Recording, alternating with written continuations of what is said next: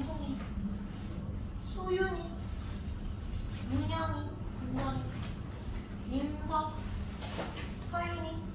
선생님 이름 아는 사람 없죠? 네. 너희 여기 무슨 반인지 다 알고 왔지? 예비 중3이고 그다음 통합과학 반인 거 다 알고 왔죠? 자, 요 혹시 커리큘럼에 대해서 알고 있어? 얘들아?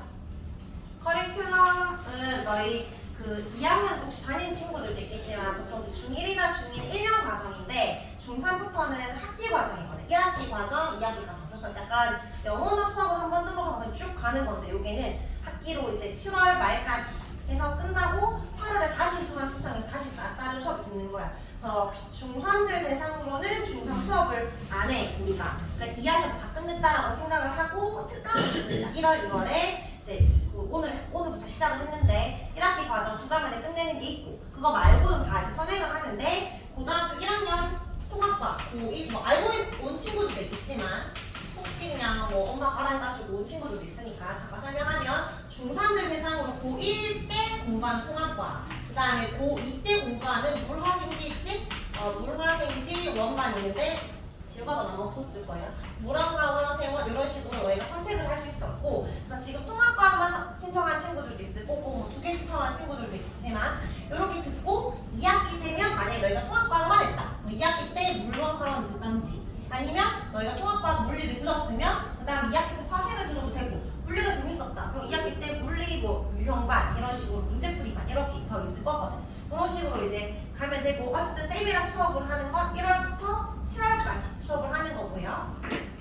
그리고 이제 통합과학은 물화생지가 다 들어가 있거든. 그래서 고1 때는 다 같이 공부하는 거야. 이것저것 다 공부하는 거라 너희가 한번 통합과학 공부하면서 내가 좀 물리가 특히 어려운지 뭐 생명과학이 재밌는지 이런 거를 좀 보면 좋을 것 같고 우리가 쌤이 전공별로 이제 나뉘어서 쌤은 생물이랑 생명과학이랑 화학을 너희한테 가르치고 그다음에 저 옆반 선생님이 물리랑 지구과학 가르치시거든. 그래서 8시부터 9시까지는 쌤이 수업을 하고 너희는 안 움직이고 쌤이 나갑니다. 그럼 저 쌤이 여기 들어와서 9시부터 10시까지는 물리 지구과학 공부하고 이런 식으로 크로스 수업을 할 겁니다.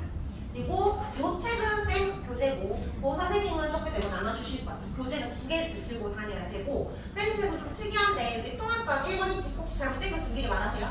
요렇게 원래 통합과학 1번이 제대로 오고 이거를 뒤집어봐. 뒤집어도 워크북이 왼쪽에 이제 있을 거야. 그래서 매 시간마다 쌤이 쪽지 테스트를 칠 거예요. 오늘은 쌤이랑 배운 게 없으니까 칠 게 없잖아. 근데 다음 시간부터는 오늘 배운 내용을 쌤이 출결 처리하고 그 다음에 숙제 확인하는 동안 너희는 쪽지 테스트를 칠 건데 어떤 거를 치는지 미리 알려주는 거야. 여기다가 워크북에 보면 1쪽 2쪽 다음 시간에 아마 1쪽 2쪽을 칠 겁니다. 그러니까 1쪽 2쪽은 빈종이니까 미리 공부할 수 있다는 거지. 미리 빈칸에 채워보고 물론 숙제는 아니지만 채우면 좋겠죠? 한번 적어보고 다음 시간에 다시 똑같은 쪽을 알아줄 거야. 그러니까 한번 공부해봤으니까 달달달 바로 보는 거지. 그때 돼서 뭐지? 하고 쌤 조금만 시간 더 주세요 이러면 안 되고 바로바로 쭉쭉쭉 하면 될 거야. 시간 부족해도 제시야. 그러니까 당연히 제시는 있고 뭐 보통 너희는 마지막 타임이니까 마치고 남기입니다. 근데 뭐 몇 개 못 적었는데 바로 제시는 아니고 누가 봐도 너무 많이 못 적었거나 진짜 중요한 내용인데 그런 핵심 내용을 많이 못 적었거나 그러면 제시가 있을 수 있다. 자, 그렇게 되고 그 다음에 우리가 1학기 과정이니까 이게 1학기는 1월부터 7월이라서 좀 길잖아. 2학기는 8월에서 12월 얘는 7개월, 얘는 5개월이잖아. 그래서 이때는 시험 대비가 없는데 중3은 2학기 때 시험 빨리 치니까 1학기 때 시험 대비가 들어가요. 그래서 너희 중간고사랑 기말고사는 아마 3주 전부터 시험 대비가 들어갈 거야. 그래서 시험 직전에 3주 전에 너희 뭐 4월 말 5월 초에 시험 칠 거니까 그때는 이 교재가 아니라 중3 시험 대비 교재 나눠줄 겁니다. 그리고 이제 보초쌤이랑 같이 해서 이제 중3에 있는 물화생지 내용을 빠르게 할 거야. 3주 만에 하는 거고 또 누구는 1, 2 나눠 어떤 학교는 1, 3 나눠 이런 식으로 시험 범위일 거라서 전 범위를 다 해야 되거든. 좀 빠르게 한다 생각하면 돼요. 이렇게 내신 대비도 해준다 생각하면 되고 혹시 쌤 이름 알고 있나요? 오 맞아. 눈썰미 돼 있네. 우리 쌤은 집교 안 했거든. 이제 한 번씩 너희가 워낙 많은 선생님을 보다 보니까 뭐 한 번씩 내가 다른 반에 있던 애들이 시간이 안 맞아서 우리 반 오는 애들이 있거든. 같은 콘통하고 있는데 누구 쌤 반이었었어? 효주쌤 반이야? 치원쌤 반이었었어? 애들이 몰라요 뭐 이러더라고. 나중에 우리 반에 너 글로 가면 그렇게 말할 거 아니야? 통통한 쌤이었는데 이렇게만 말할 거 아니야? 쌤 이름 알고 있어야 되니까. 4학기 동안 볼 거라서 쌤 이름 이다경이고, 그리고 쌤 연락처는 나중에 거기 테스트지도 있어요. 여기 있나? 아, 뒤에 워크북 밑에 여기 있어요. 오른쪽 밑에 작게. 그래서 혹시 뭐 학원으로 바로 질문할 거 있으면 질문해도 되지만 나한테 직접적으로 물어볼 거, 내용 모르겠거나 뭐 그런 거 있으면은 바로 연락을 해도 됩니다. 그러면은 커리큘럼을 다 설명을 했고, 다 있고, 자, 그러면 이제 오늘 진도를 나가볼 건데, 그 통합과학이 대단원이 4단원 있는데, 여기 잠깐 펴볼까? 여기 1쪽에는 오늘 숙제하기는 오늘 공부했는 거, 오늘 날짜 적고 이제 몇 쪽 숙제했는 거 적으면 제가 보고 있다가 3쪽을 잠깐 펴보세요. 목차에 대단원 1단원이 물질의 규칙성과 결합인데 통합과학 크게 4단원 있거든. 1, 2, 3, 4단원. 쌤은 여기 1단원, 2단원 내용만 그 중에 물리, 그 다음에 지구학 빼고 넣었어. 그러니까 소단원에서 1, 2, 3, 4, 5, 6, 7 중에 쌤은 3, 4, 5, 6을 먼저 설명을 할 거야. 근데 보니까 1-3과 1-4가 어떤 내용인 것 같아? 원소일 수 있어. 너희 중2 때 1학기 1단원에서 원소, 원자, 이온, 분자 다 배웠죠?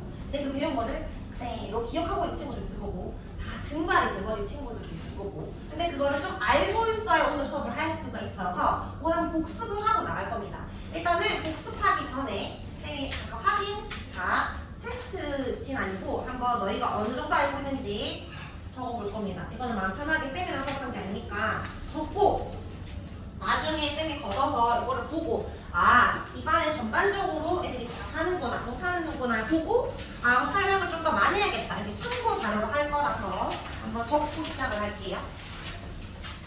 시작 너무 됩니다. 일단 요 위에 얘들아 이름 적고 자기 폰번호 기록 옮겼어? 좀 뒤로 한 장 더 하고 2학기 기말에서 우선은 뭐 기억 안 나면 안 적어도 돼요. 자기 프라이 것이다 알려주기 싫다? 안 적어도 됩니다. 뭐 굳이 그런 거 아니면 적어도 되고 중3서는 혹시 중3 물화생 지나는 들은 게 있다 동그라미 따로 들은 거 없다면 없음.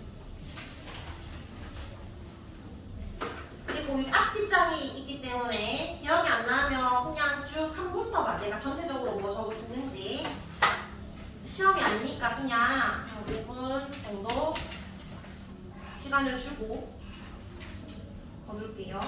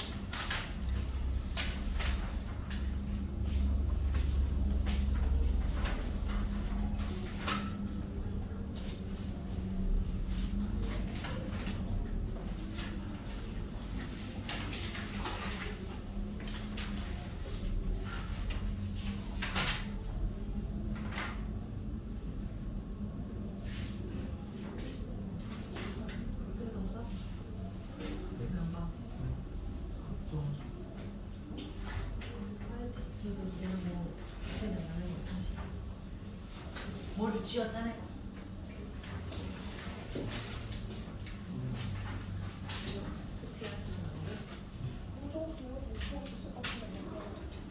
뭐라고 적을 수 있지 않을까?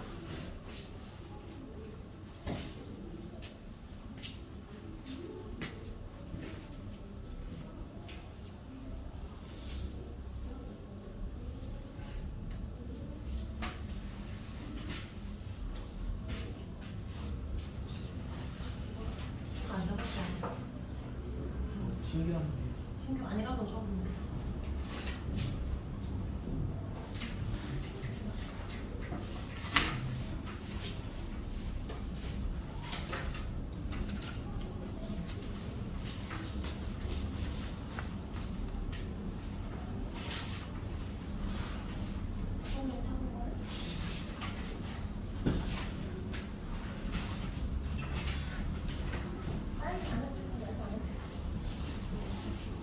오늘 그 컨텐츠 처음인 친구 있어? 한 명밖에 없어? 다 다니는 친구들이야? 그러면 효주쌤 아니면 치아쌤 들었을 거 아니야? 맞지? 알아서 할까? 그다음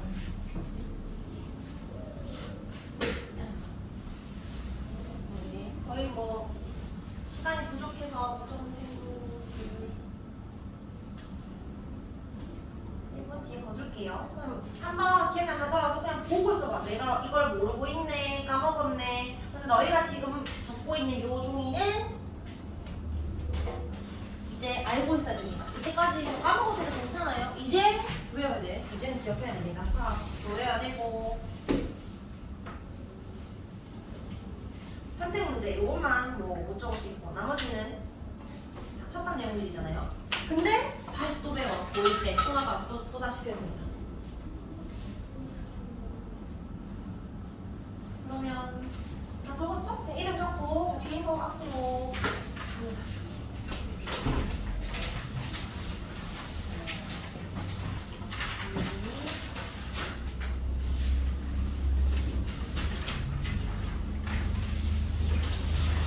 자, 그러면 다시 좀 기억이 안 난 친구는 다시 다 새롭게 다시 외우고 기억이 잘 났던 친구는 다시 한번 재정리하고요.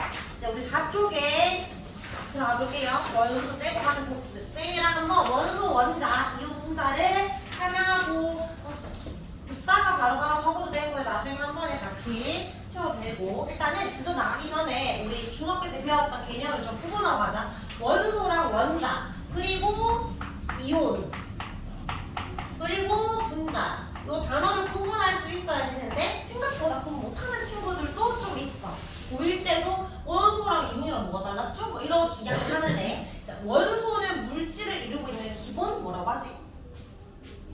물질을 이루고 있는 기본 성분이라잖아. 성분. 근데 원자는 물질을 이루고 있는 기본 입자라고 해. 원소랑 원자의 차이는 그냥 바라보는 관점이 좀 다른 건데 우리 물 화학식이 뭔지 알지? 물 화학식 뭐죠?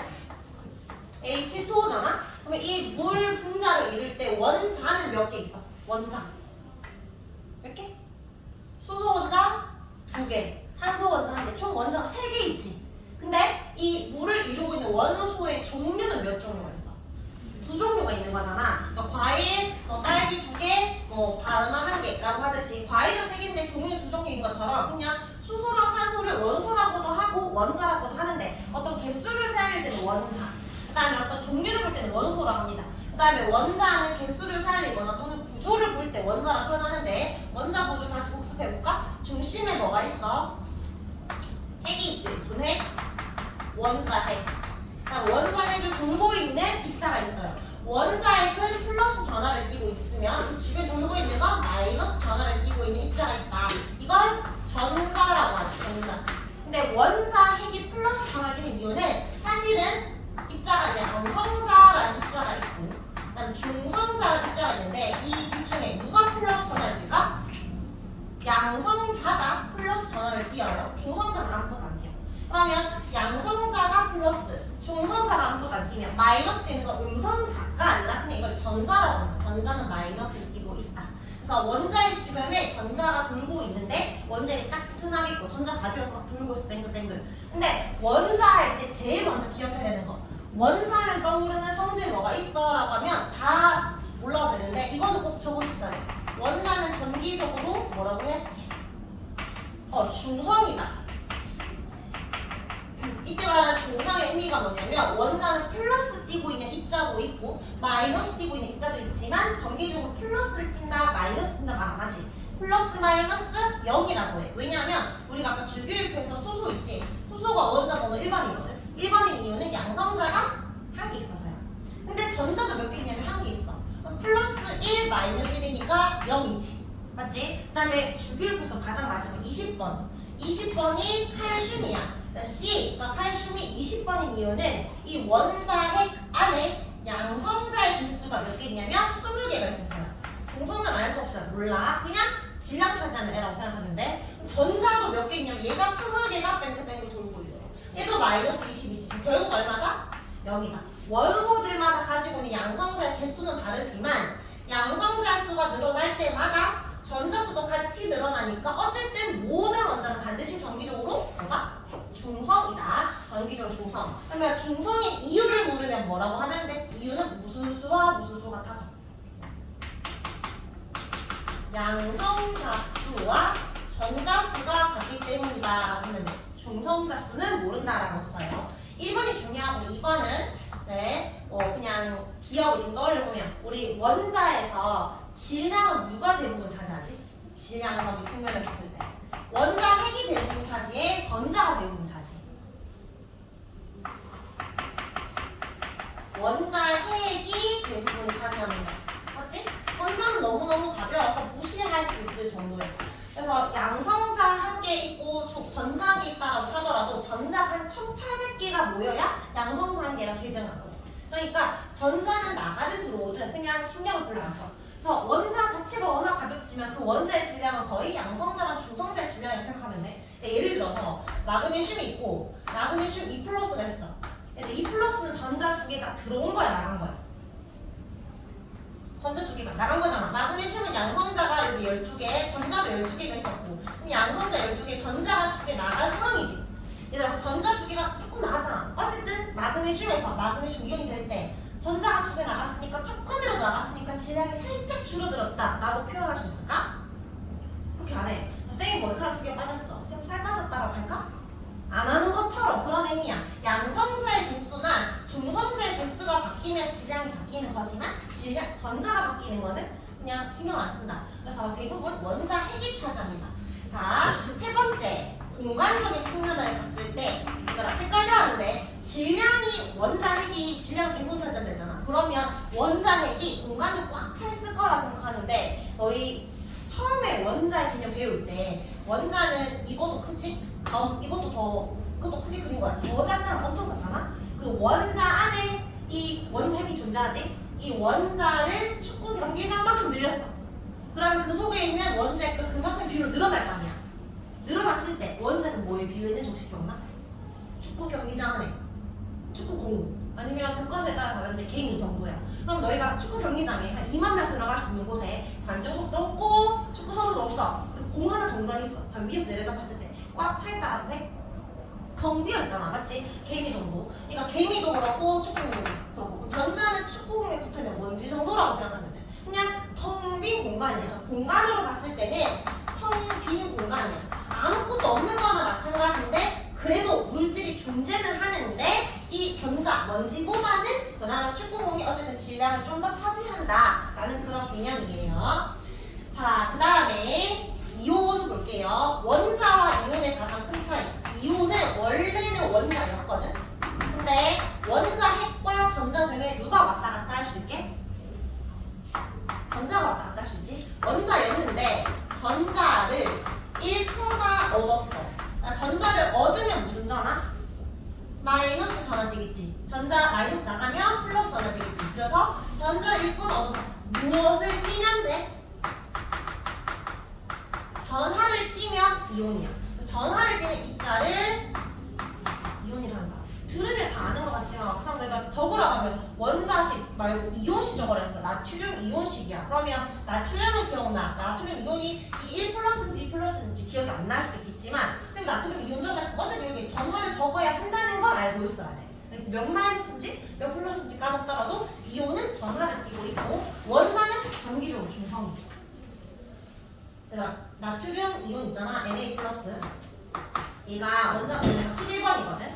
원자 번호 11번이라는 건 양성자 수 몇 개라는 거야? 양성자 수에 따라서 원자 번호가 만들어진 거였잖아. 11번이니까 양성자 몇 개? 11개. 전자 몇 개야?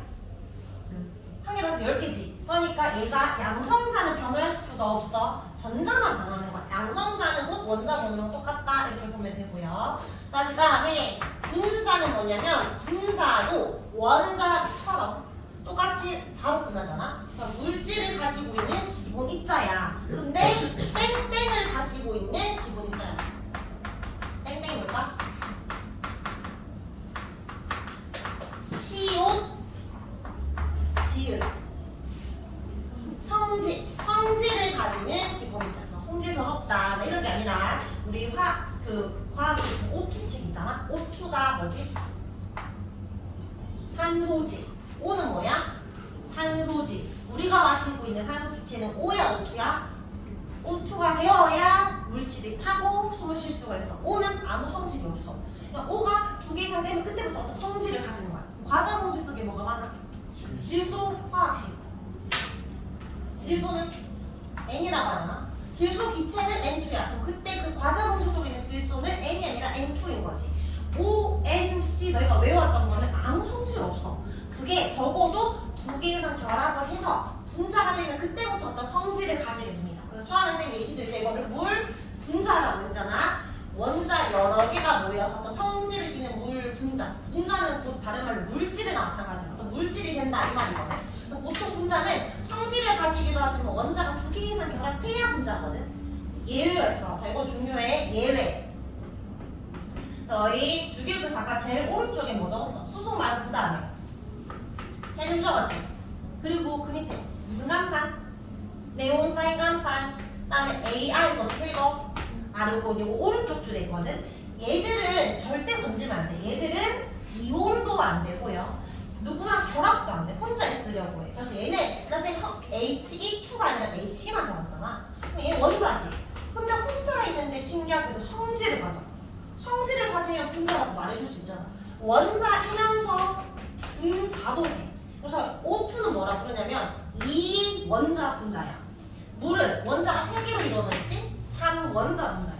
얘는 혼자 있는데 분자지. 그래서 1 원자 분자 또는 단 원자 분자라고 합니다. 단원자 분자. 그래서 얘들은 건들면 안 된다. 제일 오른쪽에 있는 애들. 얘들은 그냥 혼자 있어도 성질을 가지고 있다를 기억하면 됩니다. 자, 그럼 빈칸에 채울까요? 첫 번째 원소. 책을 펴지도 않았어? 앞쪽에. 자, 필기호 꺼내고 자, 빠르게 적습니다. 자, 원소는 성분이고 원자는 입자다. 그 다음에 전기적으로 중성이다. 그리고 양성자수 이꼴 원자번호. 그 다음에 원자 상태의 무슨 수? 전자수. 원자 상태의라고 말을 한 이유는 이온이라면 전자수 다르기 때문에. 자, 그 다음 기본 입자. 더 이상 분해할 수 없는 입자로 쿼크랑 래퍼니까 쿼크는 나중에 요 물리쌤이랑 배울 겁니다. 사실은 요 양성자 또 쪼갤 수 있거든. 업쿼크, 다운 쿼크라고 하는 게 있는데 그거는 좀 이따 배우기. 자, 어쨌든 자, 여기 빈칸 하나 채워볼게. 물은 원자 3개고 두 종류라고 했듯이 암모니아는 뭐라 적어야 돼? 원자 몇 개? 4개. 종류? 2종류. 헬륨은 1개, 단 종류죠. 이온은 전자를 읽고 넣어줘서 전하를 띠는 이온이고요. 분자는 오히려 성질을 가집니다. 단원자 분자 또는 무슨 분자?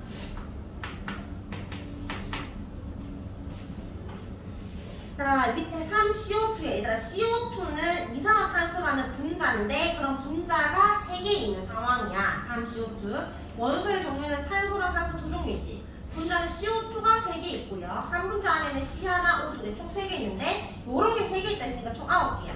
EH2O2 적자. 원소 종류 몇 종류? 2종류. 분자 수는 H2O2가 2개니까 2. 한 분자는 H 2개, O 2개니까 4개. 네, 그런 게 총 2배 있으니까 8개가 있다. 자, 요거는 한번 복습을 한 거고요. 자, 지금부터 5쪽부터 이제 통합과 이론입니다. 오른쪽 페이지에 원소와 주기율표.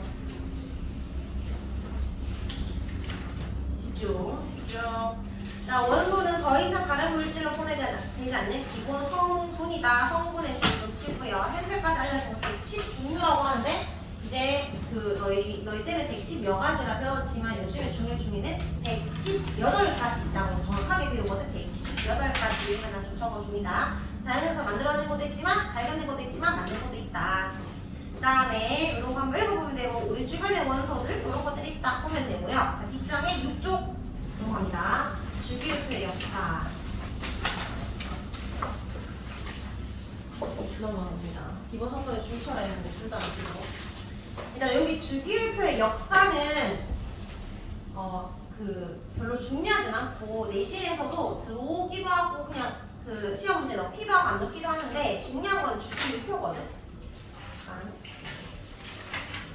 내가 아까 열심히 적었잖아. 주기율표 다음 시간 테스트 쳐야 되니까 줄게.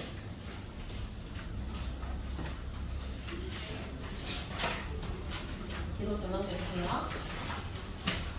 네, 표준 주기율표를 잠깐 주기율표 역사는 주기율표가 만들어지기까지 어떤 과정이 있었는지 보는 거니까 주기율표부터 한번 적고 시작을 할게요.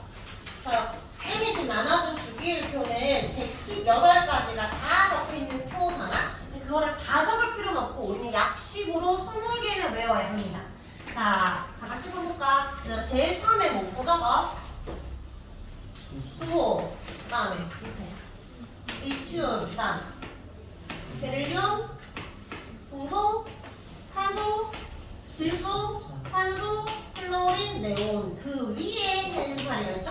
자, 그 다음에 나트륨, 마그네슘, 알루미늄, 규소, 인, 황, 염소, 아르곤 자, 20개가 됐어요. K, C 이렇게 그래서 위에 2개 두 번째 줄에 8개 그러면 합치면 10개지?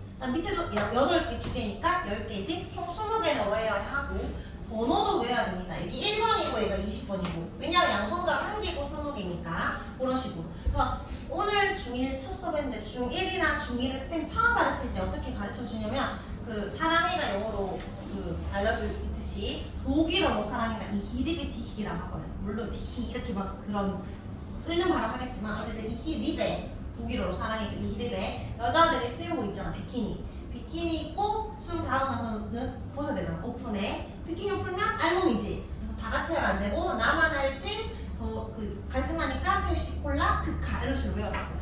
그러니까 이거는 연산이고 이히리베 비키니 오픈해 나만 알지 펩시콜라 극하 적은 다음에 뒤에 적고 너희가 요거를 보면서 문제를 좀 풀면 좋다 라고 하거든. 그래서 요거를 적을 수 있으면 돼. 너희도 다음 시간에 이걸 적을 수 있어야 돼요. 오늘은 한 번에 확인하는 거였고 쌤은 오늘 이거 배우니까 방금 쌤이 말한 것처럼 그렇게 외워내고 너희만의 방법 있으면 쌤은 고등학교 때 노래 부르면서 학교쌤이 시켰거든. 자, 오늘 35번 일어나 자 불러봐 그러니까 소헬리베 분탄지를 앞글자 따서 외웠어.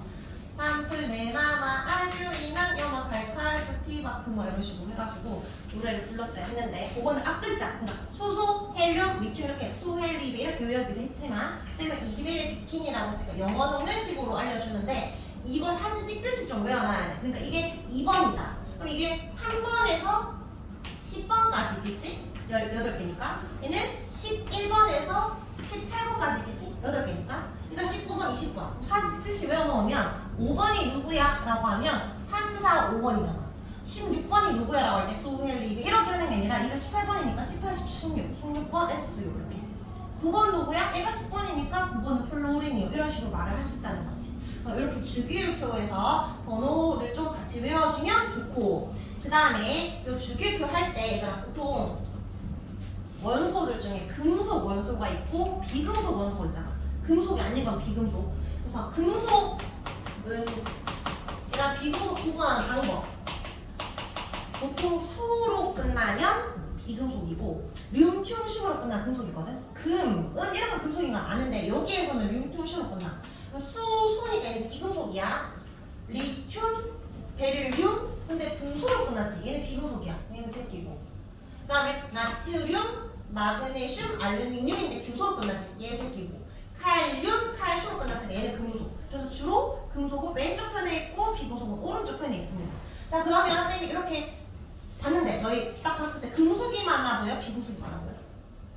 비금속 훨씬 많아 보이지만 자 다시 요 조회를 봐봐.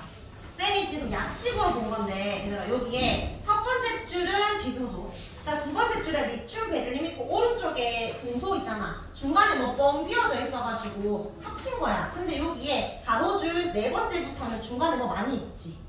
그거 다 금속들이거든. 그러니까 사실은 여기에서 첫 번째부터 훨씬 더 많은 부분이 금속이고 비금속은 좀 일부 있다. 이렇게 좀 생각해 주시면 돼요.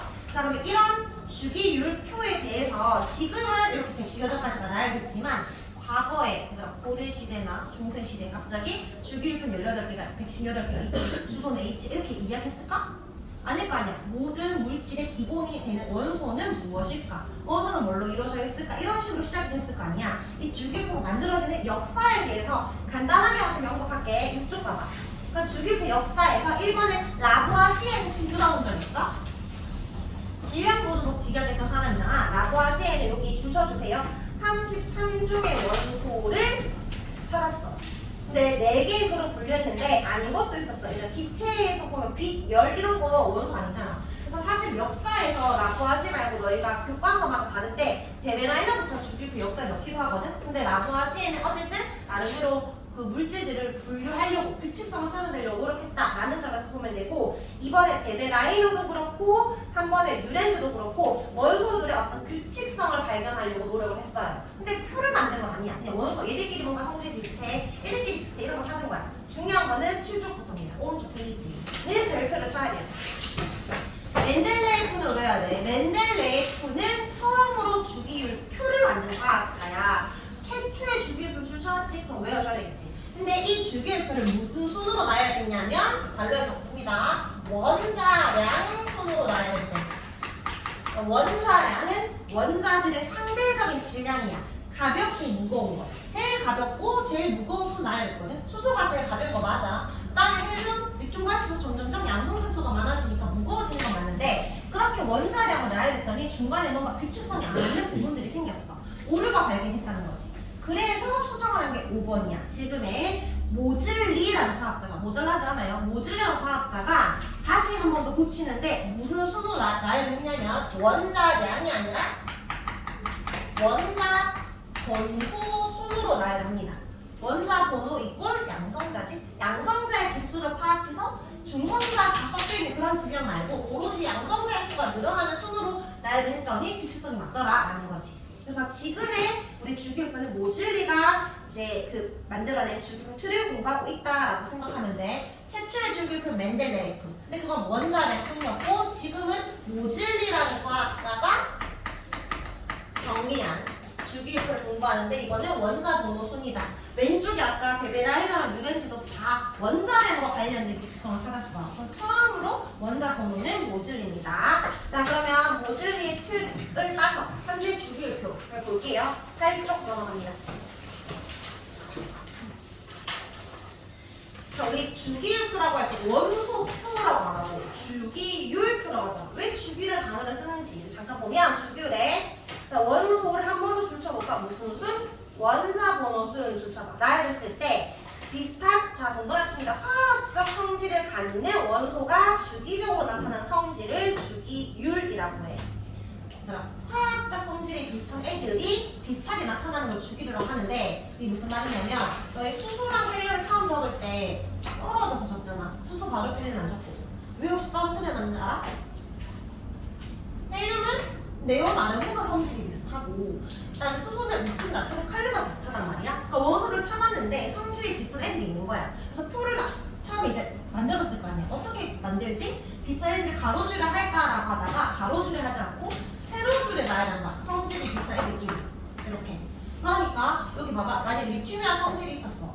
근데 쭉 나열하다가 리튬과 비슷한 애가 또 나타나지. 또 리튬과 성질 비슷한 애가 또 나타나지. 그러니까 화학적 성질 비슷한 애가 주기적으로 계속 나타나는 거야.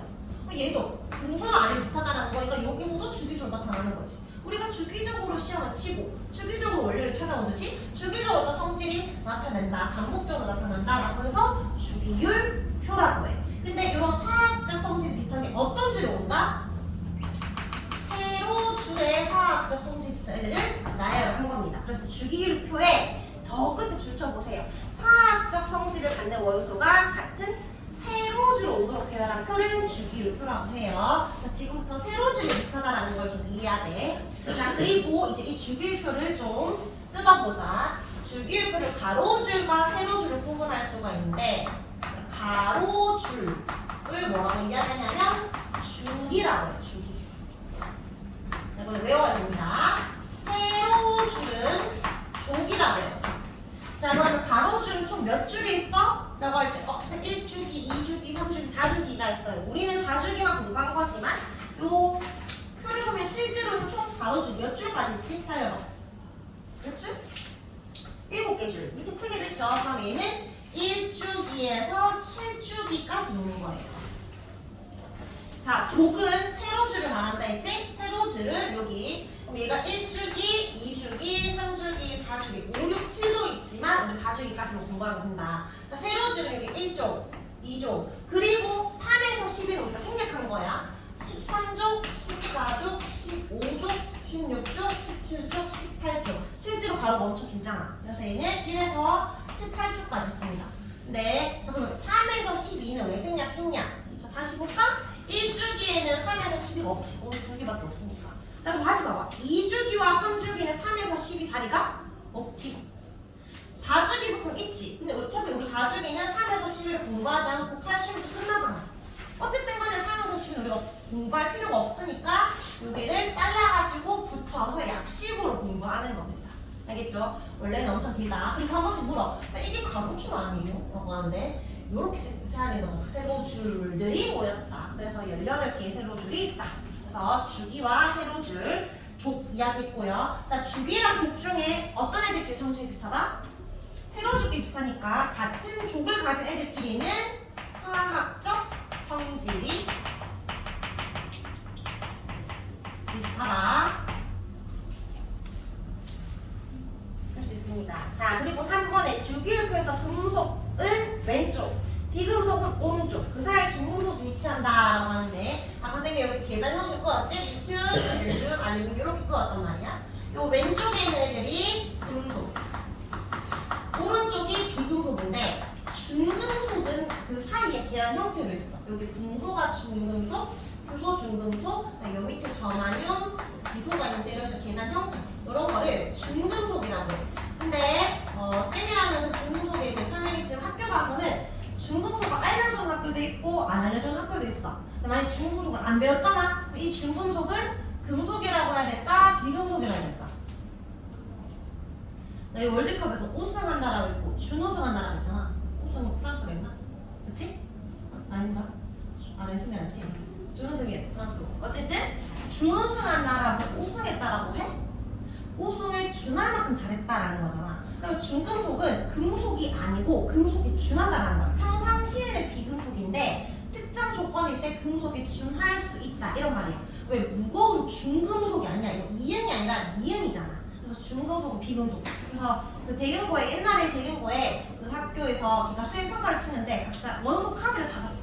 금속 카드 받고 얘는 뭐 규소 카드 받고 해가지고 그 카드에 대해서 이제 뭐 너희가 아는 만큼 적으시오 이렇게 얘기했는데 걔가 공소를 받은 거야. 그래서 이제 걔가 뭐 원자번호 5번이다, 양성자 5개다 뭐 이런 거 이야기했겠지. 2주기 13조 원소다 얘기하다가 중금속이다 이렇게 이야기했는데 학교에서 교과서에는 중금속이란 말이 없거든. 그래서 넌 틀렸어 이렇게 얘기를 한 거야. 그래서 걔가 막 교과서 말고 다른 뭐 문제지명에 중금속 있는데요 라고 했는데 내가 가르쳐준 적이 없지 않냐. 넌 틀렸어 이렇게 하고 까였어 점수가.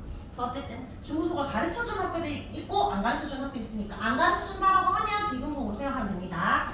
자, 그러면 이제 금속과 비금속을 분류해볼게요. 오른쪽 페이지 이쪽.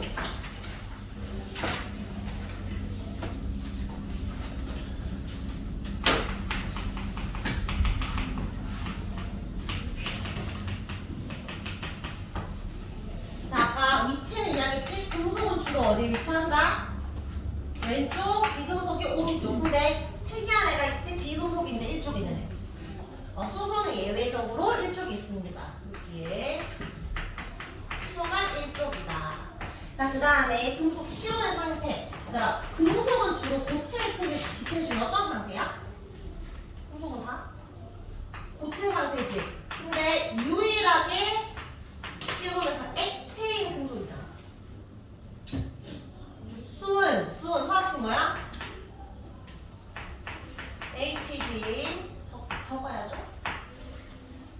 HG 옆에 쑥 적어야죠. 자, 비금속은 고체야, 액체야, 기체야라고 물으면 산소, 기체, 염소, 기체, 질소, 기체, 네온, 기체, 대부분 기체인데 다 기체는 아니고 탄소는 우리 연필심, 흑연이나 달모에 쓰이거든. 고체야. 화학도 고체야. 그래서 고체인 것도 있어. 어쨌든 고체나 기체로 존재해. 그럼 얘들도 액체는 한 개만 있어. 유일한 액체 비금속이 있어. 누굴까? 비아는 어떻게 읽어? 브로민이라고 있습니다. 브로민. 브로민의 위치가 어디냐면 FCN 밑에 있어. 여기 17쪽 밑에 브로민과 아요딘이 있는데 여기 얘들 나중에 다음 시간에 이거 외울 거거든. FCL, 비아라 이거 세트로. 얘들은 기체고 유일한 액체 비금속이 17쪽에 존재하고요. 아요딘은 보라색 고체 물질인데 가열하면 바로 기체된다. 생화성 물질. 그래서 기체, 액체, 고체야. 상태가 되게 중요해서 쌤이 시험 칠 때 맨날 사자성어처럼 외우라거든. 기기예고, 기체, 액체, 고체 외워야 됩니다. 17쪽에 있다. 자, 그리고 고체, 기체 중에서 기체가 대부분이 고체는 몇 개 없는데 외우기 쉬운 방법은 너희 FBI 말고 CSI도 알죠? CSI로 외워주는데 탄소화, 아요딘은 고체입니다. 이거는 상식으로 알아두면 좋다. 이거 몰라가지고 시험 문제 틀린 애들이 있어가지고. 자, 그 다음에 광택. 전기, 금속 광택 있지? 비금속 없어요. 전기, 금속 통하죠? 비금속 안 통해요. 근데 예외가 있는데 전기 통하는 예외. 너희 샤프심으로 꼬마 전구 정도 불 켤 수 있는 거 알아? 연필심으로도 불이 켜지거든. 연필심, 샤프심은 주성분이 뭐죠? 흑연이지. 흑연. 탄소로 이루어져 있는데 흑연이라고 적어야 돼. 흑연은 탄소로 이루어져 있지만 탄소라고 적으면 안 되는 게 다이아몬드도 탄소로 이루어져 있잖아. 그러니까 다이아몬드 자체가 전기 통하는 게 아니라 탄소로 이루어진 물질 중에 흑연이 전기 통하는 겁니다. 자, 그 다음에 힘이 가했을 때, 자, 매력을 가했다. 이렇게 힘을 주면 쌤 안 부서졌지? 그러니까 금속 힘을 빵 주면 부서질까? 대전자 약해서 금속 막 망치질 하잖아. 늘어나지. 알루미늄 호일처럼 이렇게 펴지거나 구리 전선처럼 늘어난단 말이야. 얘들은 늘어나거나 펴지거나, 그러니까 펴짐성을 가지는데 이렇게 왜 외우면 좋겠어? 한자로 외워래. 그래서 펴짐성을 전성이라고 해요. 전 붙이듯이 펴진다 생각하면 돼. 그 다음에 구리 전선처럼 뽑힘성을 가지는데 뽑힘성은 엿가락 늘어난다라고 생각하는데 연성의 성질을 가져요. 근데 나무는 힘을 주면 부러지지. 얘들은 부서집니다. 금속과 비금속 계속해서 비교하고 있어요. 그 다음에 이온의 형성. 금속은 주로 무슨 이온이 돼? 양이온이 되지? 여기에 다 너 나중에 하겠지만 리튬, 나트륨, 칼륨은 다 몇 플러스? 1 플러스의 첫 번째 줄이 있으니까 얘들은 다 벨륨, 마그네슘, 칼슘 다 2 플러스, 알루미늄 유일한 3뿌리야. 맞지? 자, 그래서 금속은 양이온이 돼. 비금속은 무슨 이온이 되려고 해? 음이온. 자, 근데 이거 조심해야 될 게 있어. 쌤이 절대 건들면 안 되는 쪽이 되죠. 이쪽은 건들면 안 된다 했지? 18쪽은 건들면 안 돼. 얘들 단원자 혼자 안 됐지? 이온도 안 되고 분자도 안 되고 혼자 쓰려고 해. 얘들의 별명이 있는데 헬륨도 기체, 네온도 기체, 아르곤도 기체. 얘들 다 기체 상태거든? 근데 아주 안정한 상태야. 활성화되지 않아서 이걸 비활성 기체라고 하는데 얘들은 건들면 안 돼. 그래서 얘들은 음용이 안 됩니다. 그래서 비금속은 음용이 되고 싶어 하는데 누구는 제외해야 되냐면 18쪽은 예외. 18쪽은 음용이 되지 않는다. 먼저 얻어 음용되고 싶다. 자, 산과 반응했을 때 이때 산은 마운틴이 아니라 명산 같은 거. 자, 영상 너희 얼굴 보면 어떻게 된다? 얼굴 녹아내린다. 맞아, 죽겠지? 자, 근데 금속에다 산 넣으면 금속이 부글부글 기포가 발생해. 무슨 기체? 무슨 기체? 수소 기체가 발생합니다. 근데 비금속은 아무런 반응하지 않는다. 그런 차이. 자, 그리고 밑에 이번에 준금속 볼까요? 준금속은 금속과 비금속의 중간 성질이에요. 중간. 1번에 봐봐. 4번에서 고체 상태인데 광택이 있으면 부서지기 쉽대. 광택은 금속의 성질인데 부서지기 쉬운 건 비금속의 성질이잖아. 둘 다 가지고 있는 거. 특정 조건에서 전기 통하는 걸 준금속이라고 합니다. 자, 그럼 문제 잠깐 풀어볼게요. 뒤로 쭉쭉쭉 넘겨가지고 페이지 16쪽 스스로 체크 풀어볼까? 1번부터 3번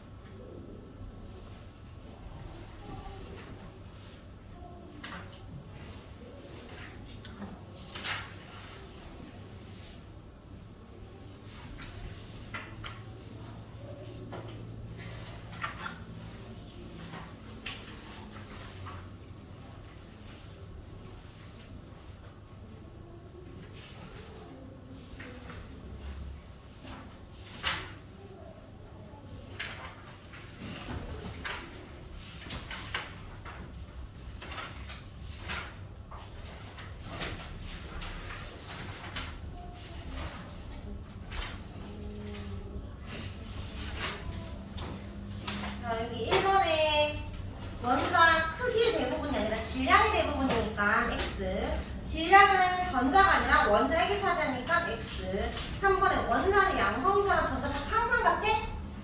항상 같지. 항상 되잖아. 다르면 이온이 있기 때문에 원자는 항상 같아요. XXO. 2번에 금속은 나가나고 비금속이 가라납니다. 륨충실로 끝나더라도 헬륨은 비금속입니다. 3번에 1번 A랑 B는 금속이다. 맞아? 뭐 때문에 안 돼? A 때문에 안 돼. A 수소는 비금속이잖아. 그 다음에 A, B는 이온이 될 때 전자를 잃는다. 금속은 양이온, 수소도 특이하게 양이온이 됩니다. 그러니까 맞고. D, 음이온되기 쉽다. 비금속이니까 맞지? 그 다음 4번에 E는 주로 어떤 상태로 존재한다? 기체로 존재한다. 기체 상태. 그래서 X. 자, 돌아와서 10쪽 갑니다. 페이지 10쪽에 원자의 구조 있죠? 여기에 네모박스에 한번 채워볼까요? 아까 이체를 다 설명했던 거랑.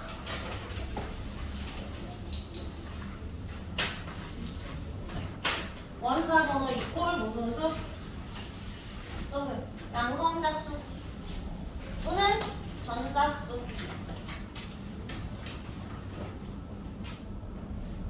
원자 번호는 양성자수, 전자수. 자, 그러니까 수가 같아서 정규적으로 뭐다? 중성이다. 원자마다 양성자수 다르댔지? 1번은 양성자 1개, 칼슘은 20개. 저 양성자 수에 따라 뭐가 정해진다? 원자 번호가 정해진다. 왜 바로 적어? 그다음 세 번째, 이건 아직 안 봤는데 원자의 중심에 있고 전자가 돌고 있다 했잖아. 근데 아무 데나 도는 것이 아니라 특정 에너지 값을 가지는 전자 껍질을 돌고 있습니다. 전자 껍질. 자, 여기 대해서 잠깐 플러스 포인트 설명을 좀 하면, 처음에 원자라는 개념을 처음 이야기하는 과학자가 돌턴이거든. 이거는 그냥 흐름을 좀 이해하면 돼. 돌턴이 처음 원자설에 대해서 이야기했어. 원자는 마치 볼링공 같아서 절대 쪼개지지 않아. 이런 이야기 했단 말이야. 중성이니까. 근데 시간이 지나가지고 톰슨이 전자를 발견하게 돼. 근데 마이너스를 띄고 있으면 안 되고 지금 정기적으로 중성이 되잖아. 그래서 그냥 대충 아무 플러스도 있겠지라고 생각해서 플러스 마이너스 딱 박혀있다, 꼭꼭 박혀있다, 푸딩 모양 제시합니다. 그러다가 이제 점점 발견이 뭐 더 많은 발견이 되겠지? 러더포드라는 과학자가 원자 핵을 발견하는데 이 플러스는 아무 데서나 있는 게 아니라 중심에 박혀있다는 걸 알게 되고 전자가 그 주변을 돌고 있는 거야. 우리가 이 정도는 알고 있잖아. 돌고 있다는 거. 근데 보어라는 과학자가 러더포드 너 말이 맞아. 원자핵이 중심에 있고 전자가 도는데 아무 데서나 도는 것이 아니라 전자가 도는 궤도가 정해져 있어 라고 이야기합니다. 이 궤도를 전자 껍질이라고 해요. 전자가 돌 수 있는 껍질이 정해져 있다라고. 근데 사실은 현대의 과학자들은 뭐라고 이야기하냐면, 그러니까 원자가 엄청 작잖아. 근데 원자는 텅 빈 공간이라 했지. 이 작은 거 안에 그 축구 경기장에 축구공이 아니라 먼지를 봐야 될 상황이잖아. 전자를 보고 싶은데 우리가 전자를 보려고 할 때 너무 미시적인 세계야. 뭔가 물체를 본다라는 거 빛을 쏴서 반사돼서 내면 들어와야 되는데 내가 전자 쪽으로 빛을 쐈어. 반사됐어. 전자 그 위치에 있다고 확신할 수 없는 게 너무 작아서 빛을 쏘자마자 이게 튕겨져 나가거든. 그래서 이거는 전자가 아무 데서나 도는 것이 아니라 어떤 확률 분포에 따라서 여기 위치할 것이다. 확률적으로 이야기를 합니다. 이거는 화학원에 가서 배워. 통합과학에서는 여기까지 안 배우고 전자가 어딘지 몰라 이렇게 말하면 안 되니까, 전자는 이 전자 껍질을 돌고 있어라고 해서 보호 원자 모형으로 어떤 개념을 설명하게 돼요. 그래서 원자에서 전자 배치를 말할 때 전자 껍질에 대해서 표현을 합니다. 자, 그럼 여기 설명을 할 때 예시를 들어볼게. 탄소, 일단 원자 번호 중에 탄소는 몇 번이지?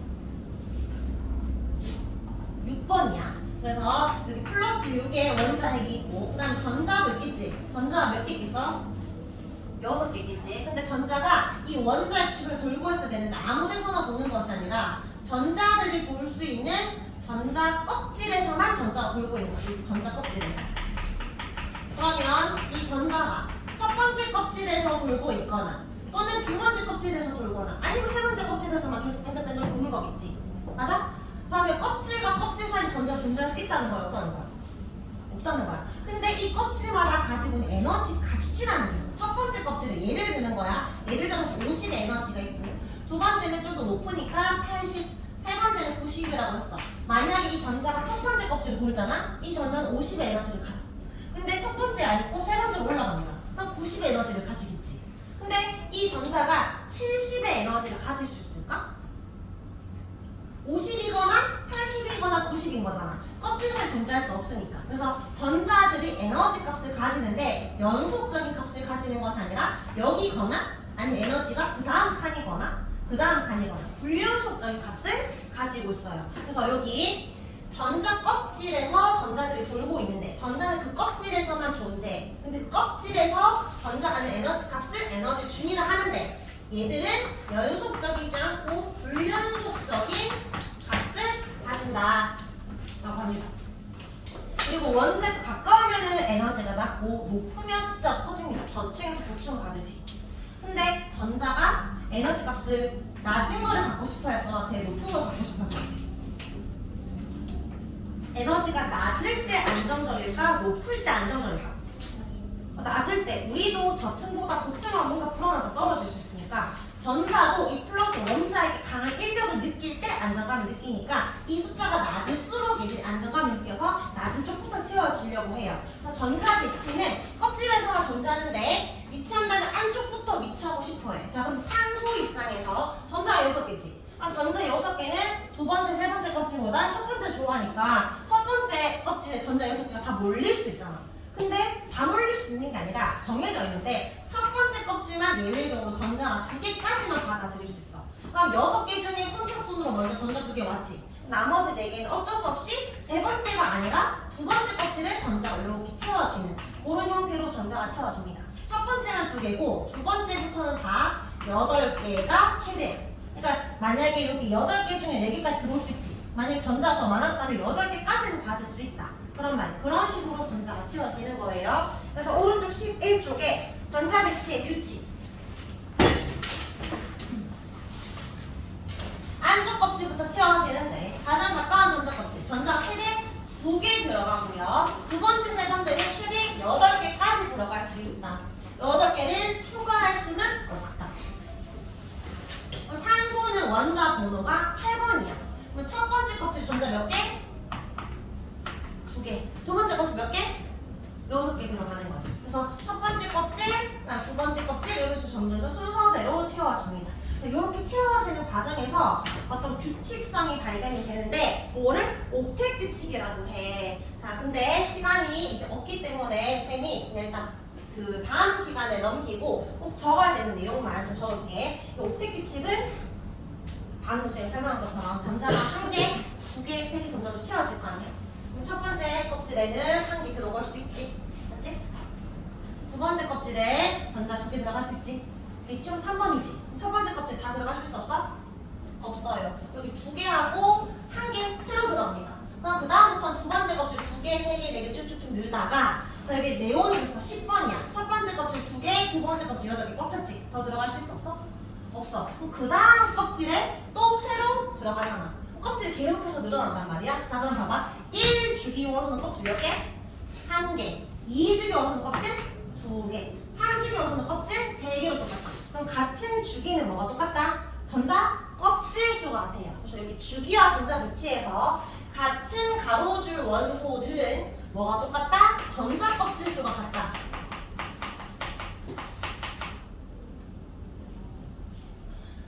자, 근데 공적 원소들은 뭐가 같냐면 일단 뭔지는 모르겠지만 쌤이 뭐가 비슷하다 했어? 세로줄은 화학적 성질이 비슷하다라고 했지. 여기에서 지금은 그냥 이해가 안 되지만 설명 못했으니까 일단 적자. 원자가 전자수가 같습니다. 원자가 전자수가 같아서 읽을 때 원자가 전자수 이렇게 안 하고 원자가 전자수예요. 네, 적을 때 원자가 전자수가 같아. 요게 중요해. 요게 같기 때문에 성질이 비슷한 겁니다. 자, 그러면 뒷장 마무리 해볼게요. 여기 아까 수술 체크 4번.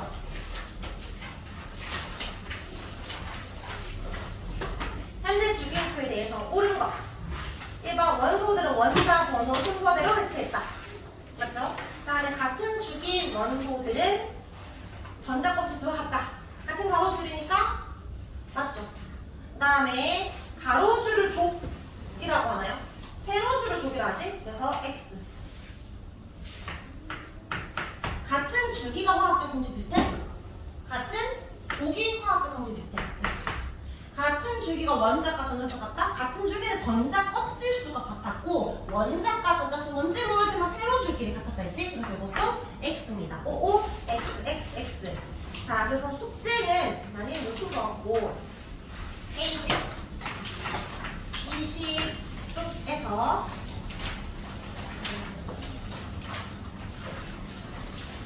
21쪽이랑 아니 23쪽이랑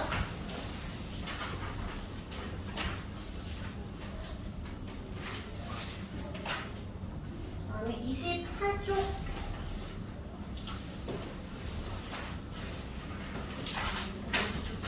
페이지 28에서 29쪽 이렇게 나눠서 볼게요. 그래서 요거는 제일 앞에 숙제하기 못해다 적으면 됩니다. 오늘 날짜 1월 3일 그래서 20에서 23 28에서 29 적어주면 되고 물론 풀다가 잘 모르겠는 문제가 있을 수 있어 조금 잘렸으니까 그거는 다음 시간에 한 번 더 하면 될 것 같고 뒤집어서 워크북은 다음 시간에 1쪽 2쪽 이거는 다 할 수 있기 때문에 요 1쪽 2쪽 1쪽에 얘들아 5번 있잖아 1쪽에 답 5번 얘가 원자과 전자입니다 1쪽에 답 5번은 원자과 전자예요 예습한다 생각하고 이걸 원자과 전자라고 해요 한번 읽어보면 됩니다. 자, 그래서 오늘 수업은 여기까지 하고